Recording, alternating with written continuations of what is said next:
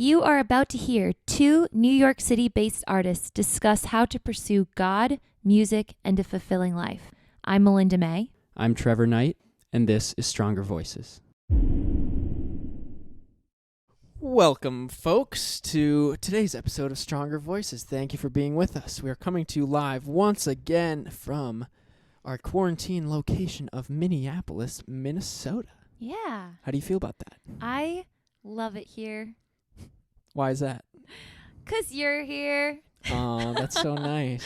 Well, I'm being a little hyperbolic, but that's probably a big reason of why I like here, because we're having a really good time. And it's an adventure. You know, you'd never been here Exactly. before. You have no preconceived notions. You don't know anybody. Everything's new. Everything's new, right? And it's just a really nice place to be. It feels good. There's not a spirit of fear here. There's not a spirit of everything being shut down and eerie. It feels open and happy and good. And your family's here, and they're so wonderful and also fun to hang out with, which is incredible. And I feel like that's not typical, you know, but your siblings and your parents are just fun. And so that's been really glad nice. you think so. Yeah. And I like them. yeah, and Trev's been teaching me how to play baseball, and you know. Such a good natural athlete. Thanks. Could have been a star, kid. I did. I beat you at Pig. I'd like the You did. world to know that. You beat me at Pig. Pig is a basketball game that I beat Trevor at yesterday, so. You did. It was a fair and square, well achieved, well deserved victory. You usually do beat me, but I got that one. No, you won. You won fair and square. So, what's going on with you? Quick Life update. You know, last podcast I was saying how I had this headache, which is whatever. That's really what was going on with me. This is big news. Listen, don't make fun of me, okay? This is kidding. going somewhere. I had this 4-day headache, and I was like, what the heck, you know? And then today, it's not completely gone, but it's so much better, and I feel so refreshed. And I was thinking that, and like, I feel really inspired, and like, I want to get things done. But while I had this headache for 4 days, I'm like, oh my God, my life is going nowhere. I can't do the things I want to do. I don't feel right. You know what I'm saying? 'Cause like, I couldn't get how do I say this? Like, I couldn't grip anything. I couldn't get any traction.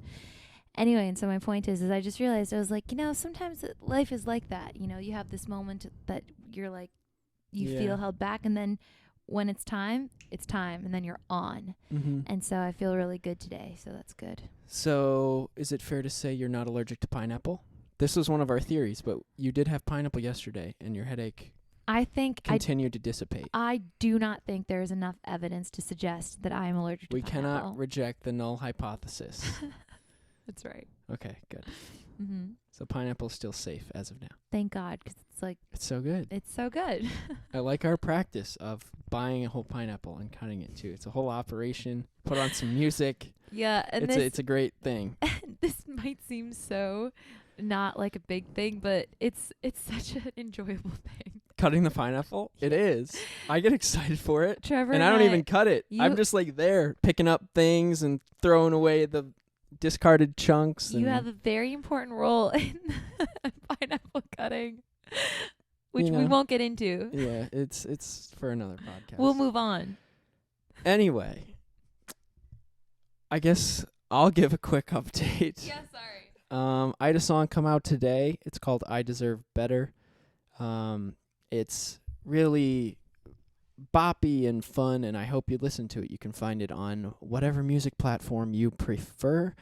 I'm hoping that gains traction. I'm going to spend a lot of time pumping the promo on it and seeing what I can do with it, but I like it, and I enjoyed making it, and I don't know, I feel good about it. I love the song. I love the cover. I love that it came out right now. Well, you basically designed the cover. I love it. I love it. I really do. Because it's got 5 different shades of pink in it. That's probably why. Pink is my favorite color. It's just right. It's just so right. And it's so fun. And you look at it and you're like, that's so confident, you know? And then the song is I Deserve Better, which is so confident. And it's like, I deserve better, but not in this like victim-y way. It's like, I deserve better in this like sassy way. I love it. It's very Melinda May. The whole It is. It could be a Melinda May song. It for really sure. could. I deserve better. Oh, oh, oh. You know, Yeah. even that part is so like. You don't use a lot of what would be the word for this? You don't use a lot of Ohs, woos. Yeah. I There's don't. a word for that. I can't remember And it. you know, when I first started writing songs, they were the most wordy songs ever. They really were. They are. You know, I've listened this. to You've your listened early to them. EP, and they're 5 minutes long, and I'm saying there's a a lot of verses. There's a lot of text in there. Yeah, really and I love descriptive. those songs. It's called the With Me EP, and it's available on Apple Music if you want to listen to it. It's not on Spotify. And but YouTube. It's on YouTube. It's on YouTube too, and Apple Music, and I highly recommend it. I love those songs. I still very much love them and connect to them, and I think they're really good. It's a good EP. It's a totally different style, though. Yeah, I mean, it was me. I wrote those songs over 10 years ago now, and I recorded them 9 years ago. So, but I'm saying a lot in them. Mm-hmm. And so anyway, my point is I'm coming back from that over time, getting better at songwriting and trying not to be so incredibly wordy. So that's why I still don't use a lot of woes, because my natural inclination is to just tell this story. So yeah, that's what's going on there. Yeah, the woes just kind of come out when I do it. Like, there's a lot of woes in giving it up, and I do a lot of, when I start doing ad-libs as a final vocal take over what I've already recorded, I do a lot of woes. Yeah. And yas and woes just come out, you know? Well, also, it's probably a cappella. That did that. Absolutely. And I was just about to say, your voice lends itself to that, you know? Like, your voice is very, you do a lot of cool, like, vocal things, you know? And I actually don't. I never really thought about it. But Yeah. I'm glad that it lands. It definitely does. Yes. So yeah, I think that song will be good. I feel good about it. But yeah, that's pretty much what's going on, and we're recording a podcast a bunch, which is fun. Yep. And a lot of good project stuff in the works. You should comment about what you think of this setup. Do you like it? Does it look good? What do you think? If you're watching on YouTube, comment. If you're just listening on Spotify or Apple Podcasts or somewhere, head over to YouTube or Instagram and take a look and let us know what you think. Why not? There's a lot of visual content out there if you've just listened to this podcast on audio. We film every episode, and it's on YouTube, and we post photos and clips and things of that nature on our Instagram page at Stronger Voices Podcast. So get involved. Yeah. So there's something I want to run by you. Which I have no knowledge of. Right. You're hitting it with me right So now. just to give the listener/viewer some context, this is what this is. I'm just a regular person running by what I read today, just running it by my boyfriend, wanting to know what you think. That's it. You know, it's just the most normal conversation between two people who love God. So that's what you're about to hear here. Do you think that's fair? Yeah, it's very fair. Yep. That's exactly what's happening. 'Cause I don't know what you're about to say. Exactly. And we don't talk about it beforehand. And the way this all came about is we have these conversations anyway. We literally have these conversations all the time. And so we just decided to start recording them. So that's what you're listening to right now. So, okay. You had your growth group this morning. I did. At like 6:30 a.m. 6:30. So I signed up. A growth group is something my church does. It's a small group learning environment thing for about 10 weeks in which we study a book or a section of the Bible or a theme or something of that nature. And the one I signed up for months ago was at 7:30 a.m. in New York. It was an early group Friday mornings, which I thought was great. It's a great way to start the weekend. It gets me out of bed nice and early. Yeah. But now since we're in Minnesota for the time being, it's at 6:30 because of the time difference. So, yeah, I got up early today, and it was good. Yeah, it was fun. And I always like to ask you, like, who is there? And what did you talk about? How did it go? And they always talk about things in the Bible, and I read the Bible every day, and maybe I miss a day here and there, but I'd say pretty much every day. And quick aside about that, you know, I did small group stuff when I was going through what was called confirmation, because I grew up Lutheran, and Wednesday nights when I was in high school, we had youth group where we just kind of hung out, and I don't even remember what we did, but I had never done intensive small group stuff. And people who grew up in Christian culture or going to modern churches did, or they may have, and I definitely didn't. So when I experienced that for the first time in the spring of 2018, it changed my life. Wow. Going to a small group and interacting with my peers, people who were my age, going through something similar, and we were reading the same thing. It changed my life. You know, I met people there that were on the worship team that encouraged me to join the worship team, and my faith totally changed. And you know, that is recommended in the Bible. Jesus talks about the importance of communion, and Jesus is constantly with his disciples, and they're talking about things, and they're praying together. Yeah. Christianity, and you've taught me this too, Christianity is meant to be experienced with other people. It's a team sport, Yep. and it's so much easier and better that way, because Yeah. it was, you know, humans are social beings, and you're meant to support each other and encourage each other and question each other and challenge each other. Yeah. And so if you have never done small group study before, I highly recommend it. It can totally invigorate your faith. Yeah, I think that's great, and that's so wise, and that's so true about your life. You know, I know that that's exactly what happened. So it's really cool that you're still doing this and you find it so valuable, and you literally get up at 6:15 to be able to do it on Fridays.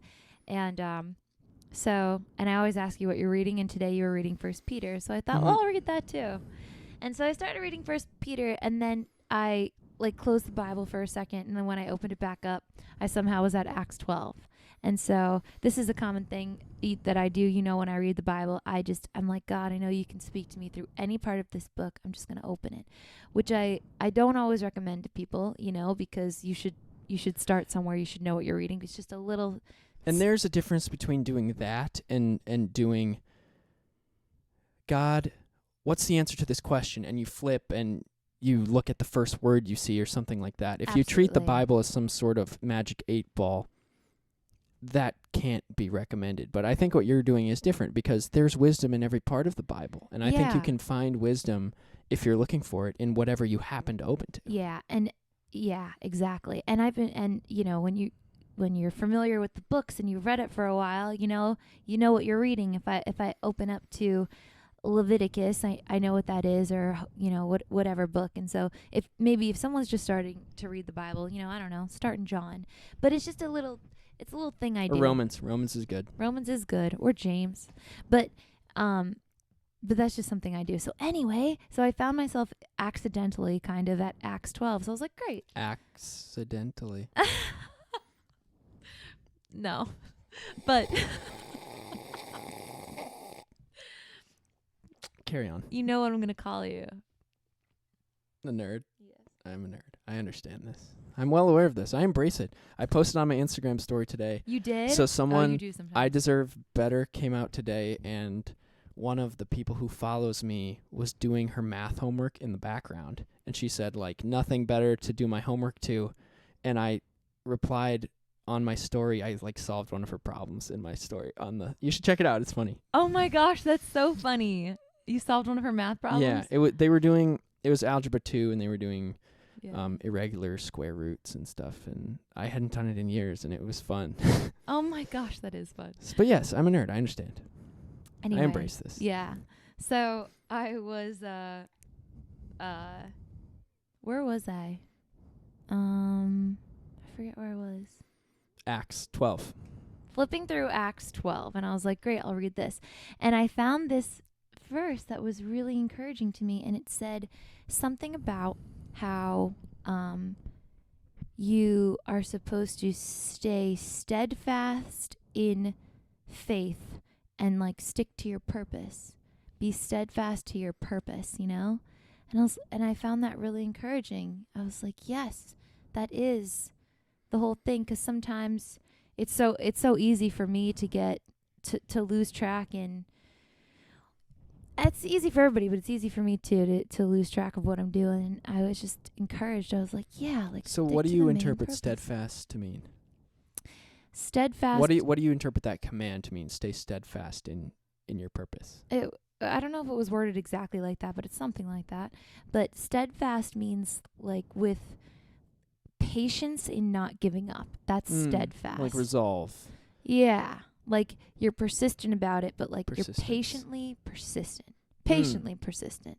And I think that's a great definition. Yeah, that's how I think of it. And this sort of like gentle but relentless way. Yeah. To me, that's steadfast. So I wanted to ask you, deep question, if I were to tell you, like, you know, because that's what I feel God encouraged me today. Like, hey, remember your purpose. And I was like, thank you, God. So if I said to you, like, remember your purpose, what would that be for you? What is my purpose? Kinda, sure.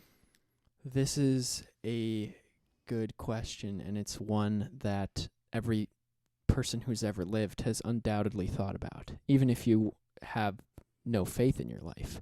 You know, humans are an introspective species, unlike other species. You know, we can conceive of ideas like purpose and meaning.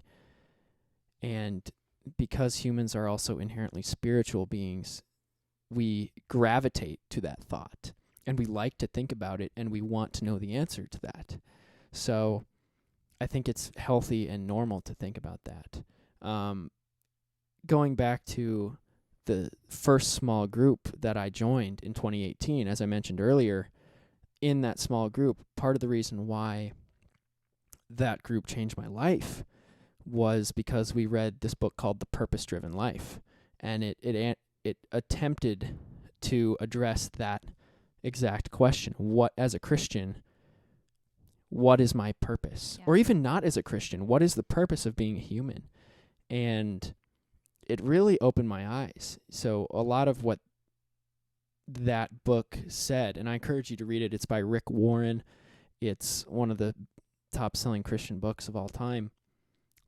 There are several purposes that every Christian has, and then each Christian also has purposes that are specific to your life. But it is everyone's purpose to glorify God, first and foremost. And you will find that as you put that first, what you have been accustomed to doing will lose its meaning if it's not filled with God. So, you know, the purpose of going to church isn't necessarily, to hear a good sermon or to sing songs that I like or whatever. It's to glorify God. So if you view, you know, in the purpose of prayer, or the purpose of thanking God, or the purpose of, you know, living your life intentionally, if you do all those things with your root purpose being, I'm doing this to glorify God, it gives you such a spirit of power. And God promises that in 1 Timothy. He says, the Spirit of God does not give you, God does not give you a spirit of fear and timidity, but of power and love. Yeah. And that's another purpose that every Christian has, is to love unconditionally, to love when it's undeserved, to love someone who doesn't love you back, like your enemies. So there are purposes like that, and as a Christian, I think those are my purposes as well. And I'm going through, just as everyone goes through, figuring out what the purpose is beyond that as an individual. Yeah. What's my purpose as Trevor Knight? And you know, that changes day by day, and it evolves over time, and you get closer to it the more you talk to God and the more you read the Word. But I'm pretty convinced that some of my purposes are to make music. You know, I've been given an ability to understand it that some people don't have. Yeah. And I'm given such a joy by doing it. You know, when I'm alone or by myself, or when no one's forcing me to, that's what I do. Yeah. Is I play music and I write music and I listen to music. I love it. And the ability to do that, and the ability just to understand it and engage with it, not everybody has. So I'm pretty convinced that's part of my purpose. I'm pretty convinced also that I want to encourage and inspire and help people. I think both of us were also given some level of, you know, ability to talk to and interact with and relate to other people in a variety of ways. And I love doing it. I love meeting new people. I love talking to people. I love trying to help and encourage people, and I hope that's what this podcast does. So I'm convinced that's part of my purpose as well. Yeah. And those two things, you know, along with a few others that are related to the purposes of just being a Christian, but being a good brother and son and Sure. friend, being a role model for the people in my life who have yet to come to Jesus, or the people I work with, the people I live with, the people I interact with, steering them towards integrity in God and love. I'd say those are the things that come to mind at the outset. Yeah, I think you're totally right. It's people think you have to have this one broad or maybe this one specific even purpose.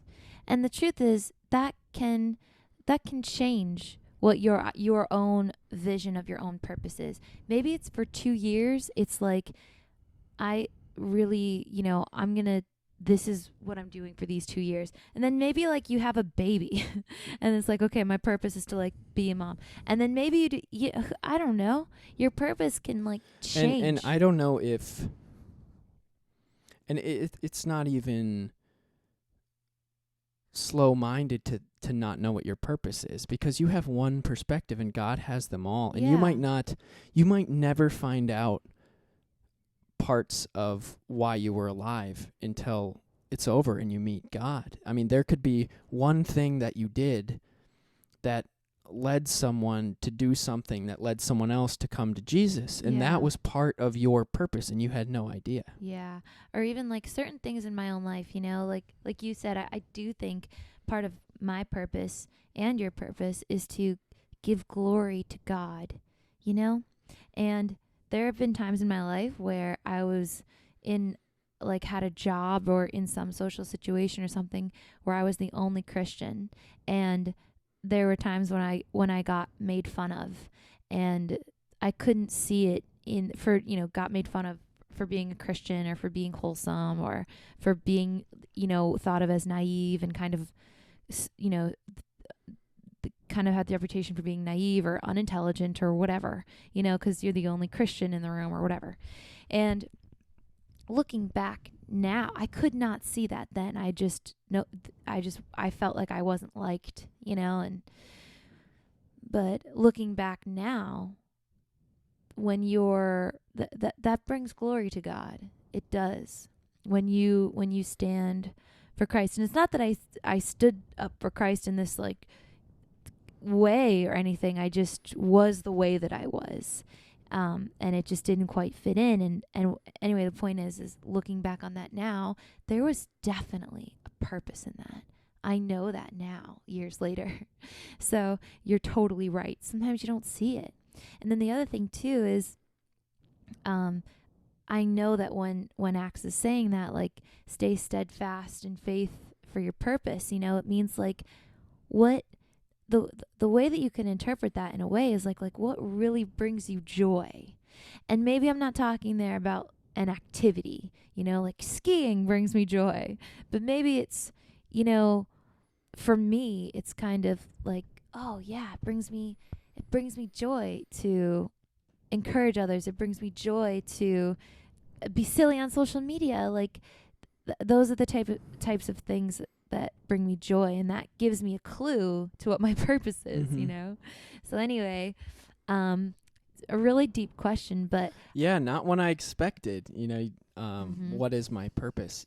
I do think that when you start to do those first two things, you glorify God and you put His will above yours, and you love people. You love the people around you. Which is God's will. Which is God's will. When you start to do those two things, which, as it so happens, Jesus Himself says are the two greatest commandments. Yeah. Love God with all your heart and soul and strength and mind, and love your neighbor as yourself. Yeah. When you do the two things that Jesus says are the greatest commandments, I think the rest of your life starts to have purpose, and your individual purposes become more joyful and more obvious. When you're in God's will and you are putting God's mind and God's way of being in front of yours, and you're making that your priority, your life flows, and you can be sure that the things that are on your heart and the things that you are compelled to do are okay with God. They may even be leadings from God because you are in the center of God's will. And so I think that, that part of the individual purpose. I think that evolves over time, and it may change. It may lead you to different places. It may lead you to different people. But if you put God's will ahead of yours and you strive for it and you desire to know and to love God, I think your life will have so much purpose. Yeah. And your purposes will be so joyful because God promises that. God promises strength and joy when you know him and you love him and you do what he says. Yeah, and I think that that's part of what the Bible means when it says seek first the kingdom of God and all these things will be added to you. And it's so true, and it's so echoed in different places too. It's echoed in like human psychology even. Mm-hmm. When you're aiming for that higher purpose, when you forget yourself and you are just like you're fixated on a goal, and I'm not talking about a financial goal. I'm not talking about things. I'm talking about like a higher purpose. Like when you're fixated on, I want to please God and I want to serve God and I want to love others. You're right. Like things fall into place, you know? And I want to do a quick aside, and I know I've done this on previous podcasts, but I think it's important if, because you never know what episode's going to be the first episode someone listens to. And you never know where someone is on their spiritual walk. But if you don't know what these things mean, if you put God's will in front of yours, what does that even mean? A few years ago, I might not even have known what that meant.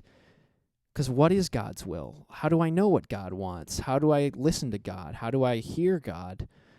We have a clip of the podcast called "Do You Hear God" that you should listen to. But what I'd recommend you do is just take a step.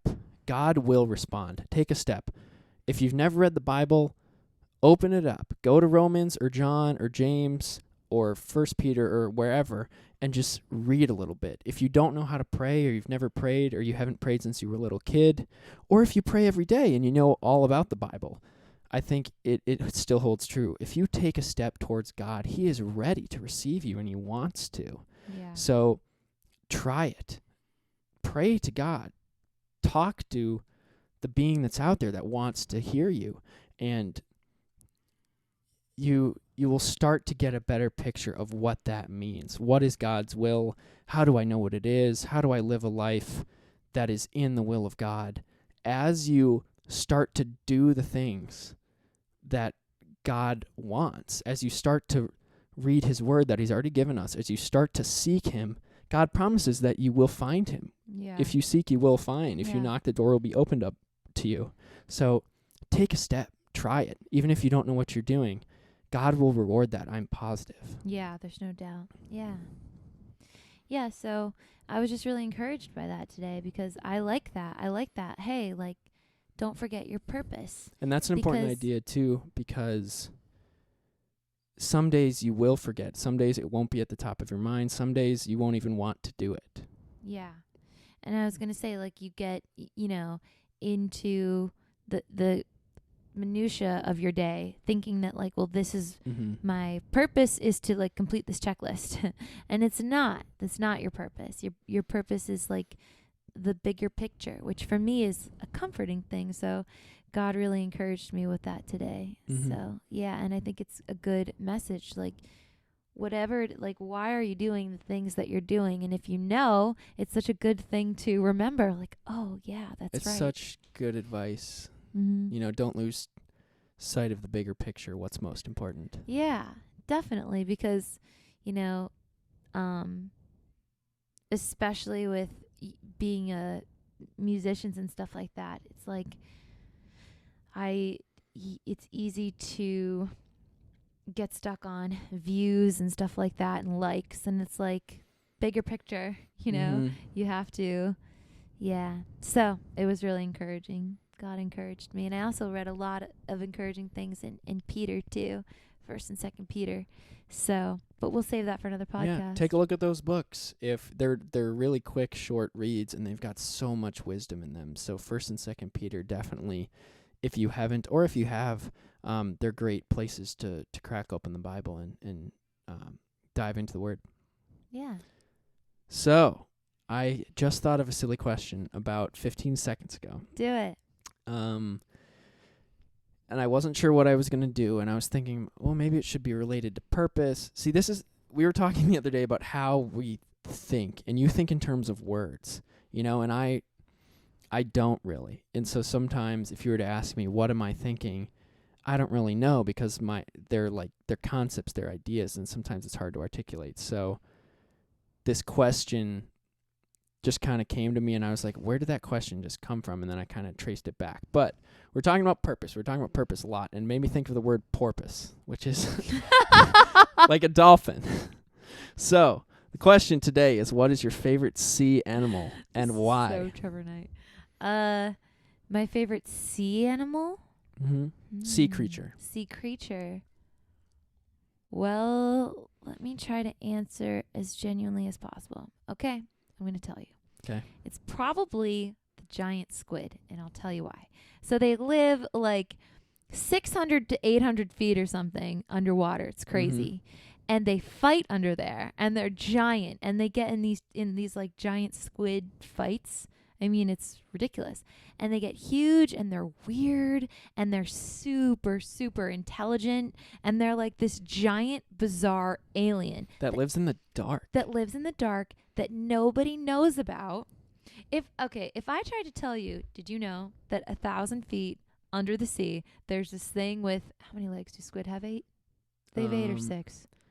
Octopi have 8. I think squid have more. I think they have 8.